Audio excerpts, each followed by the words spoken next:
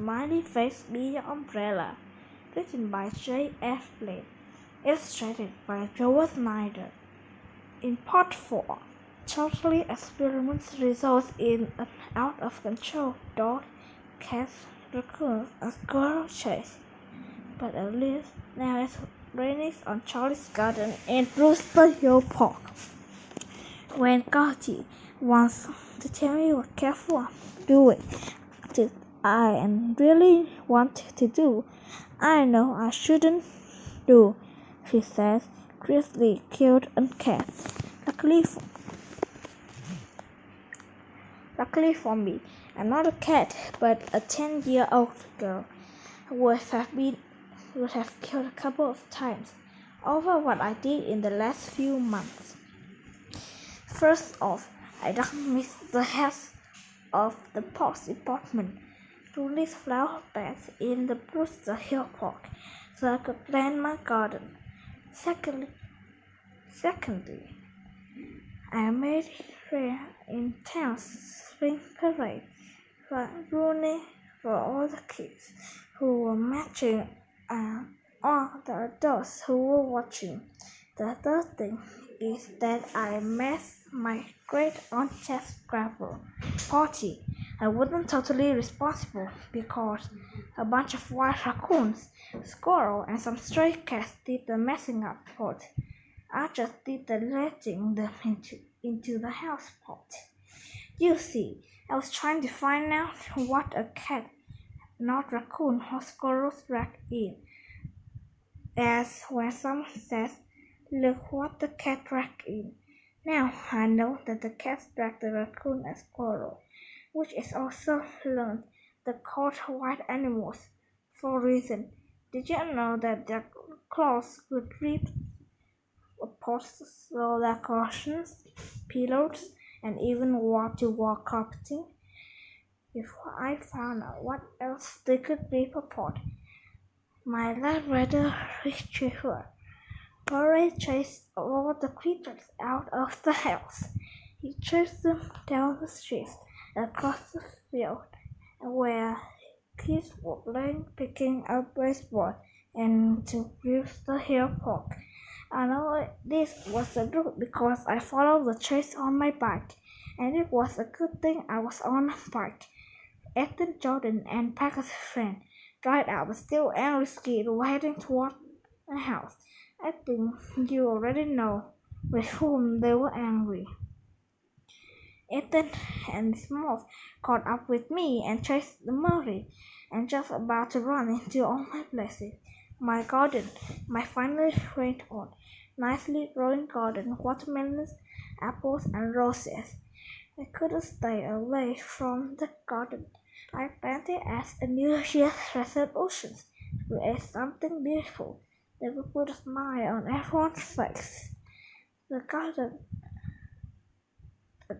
that if it were with my everyone's face, we only would have to repay Mr. Rooney for 2 flower beds and a new playground with his name on it. Murray ran to my garden. A cat ran out. Murray ran in again. In once more. The 3 squirrels ran out, followed by the 4 chipmunks, 5 baby rabbits, a groundhog. Where did they come from?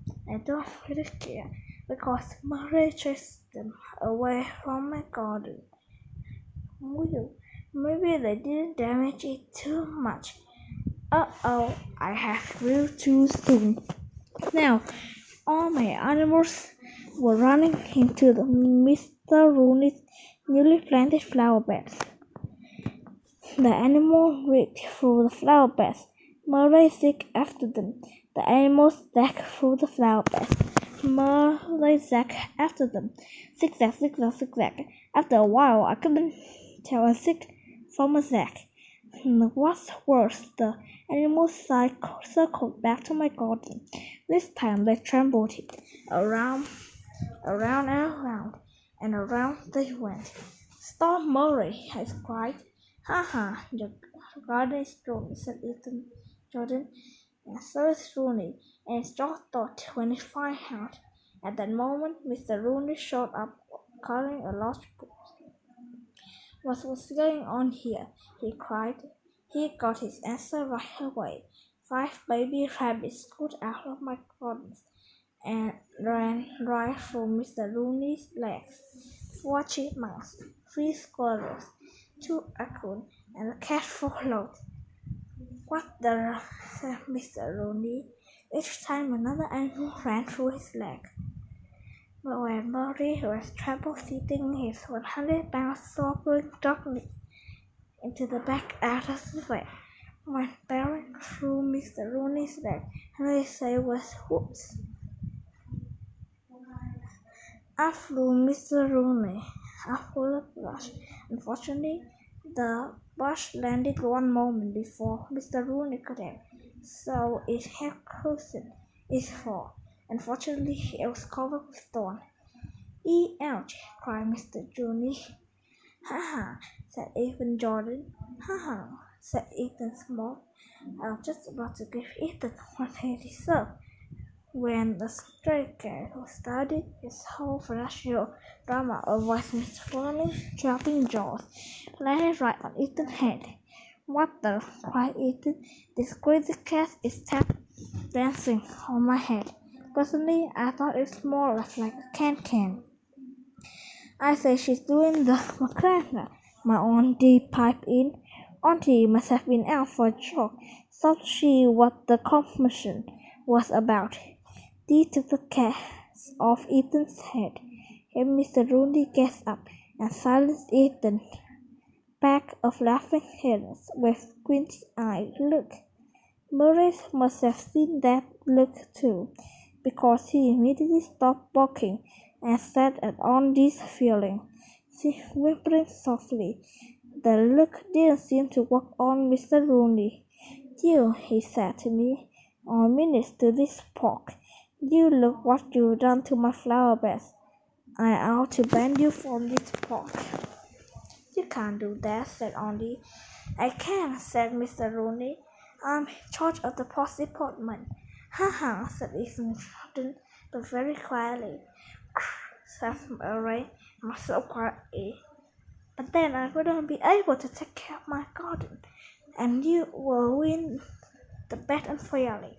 I said. "You wouldn't do that." So Rooney looked at me, and then he looked at my tremble garden and smiled. "You're right, I wouldn't do that. I don't need to do that." For the next 30 days, he let it use a pork, but only to care for your garden. After that, we will have the official open and judging. We'll see whose garden puts a smile on people's face. "And Miss," he said to Andy, "for that new playground with my real Rooney. I spell Rooney with an E-I. I spent the next 30 days tending my garden. I watered it, weeded it, and read articles to it about realizing its potential for making nice things. My hard work paid off too, because my garden looked fabulous, which according to one of those magazines means fabulous and delicious at the same time. The places Murray and the animals chamber was still there, but on the church plate, I thought my garden looked fantastic. It would be a good. I make up. That means magnificent and fantastic. It definitely put a smile on my face. What will everyone else think? It seemed like half of the town came to judge my garden. The problem was, it seemed like the half was still mad at me. Mr. Rooney and the pork department people were there. Of course, Ethan and his crew and Scotty's scrappy friends came up too. Even my doctor and his staff showed up. First, everyone walked through Mr. Rooney's flower bed, mine the South African, something or others the New Zealand Watcher Macalis. They oohed and ahead complimented Mr. Rooney's on the clever way he had laid out the path, the sharp angles to the walkway on ideal way to appreciate the contrast of the flowers, the rich colors, said one of Scotty's grandpa friends. But I didn't, Mr. Rooney started to say. In fact, Then he looked at me and Murray. Then he said, "Thank you for noticing. I thought about the pattern for a long time before I decided on it." "Thank you, Murray." And the animals had created zigzag path through the flower beds during the chase. Then everyone turned his or her attention to my garden. The watermelon seeds and apple trees had spread it into green shoots. Buds and tiny yellow flowers have bloomed on some of them. What's impressive, though, was the field of roses. "It's all overgrown and messy," Ethan said. "It looks like a mistake." "Ha," said Sprout, who now awfully all-tight for my second worst enemy. "But look at the colors. Pinks, oranges, and yellow," said my dad. "It's really quite beautiful. It's enjoyable in an intuitive way, I guess." "Wait a minute," said Gordy's scrambled friend. "Achoo, as long as you don't have allergies." "Now what did I do?" "Any other comments before the final judging?" asked Mr. Rooney. "Here came, do or die. I tried my best to make something beautiful that put a smile on people's faces." "Wait," said Andy. Everyone stepped back 10 jobs. "Now look at Charlie's garden. What do you see?" "A downward nest, a sneeze factory," said Gordy's friend. "Future home of Rooneyland Playground," said Mr. Rooney. "Doesn't anybody else see a face in the garden?"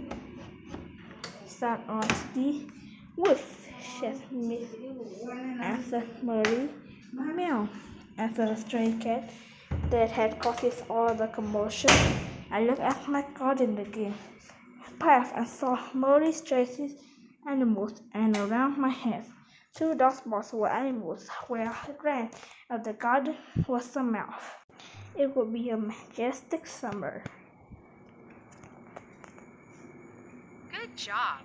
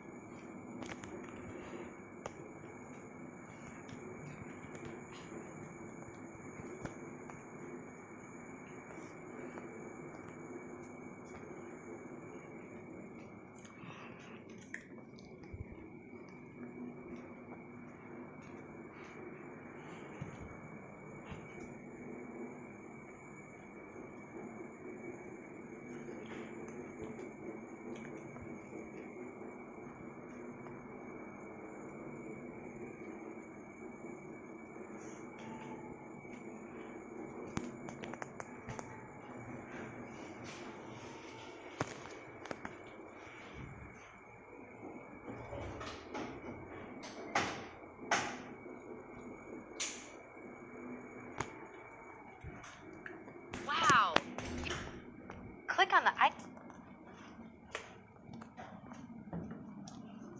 Wow.